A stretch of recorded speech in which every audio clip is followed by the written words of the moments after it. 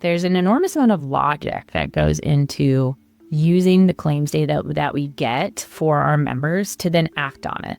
And one thing I'm really proud of is that we've got a really robust targeted marketing offering process and function that's not only identified a way, of course, of obtaining that inbound data, but then applying really conscious and careful logic to include those situations and scenarios that can certainly and most reliably lead to a surgical need, and excluding those that are on the fringe, right?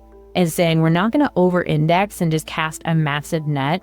You know, we talk about just sending, like blasting an email to everyone in our entire network as a wide net, but then there's layers of that. And even if you take, go back down a layer and down a layer and down a layer into the onion, we're still not even maybe halfway into the onion as to where we stop.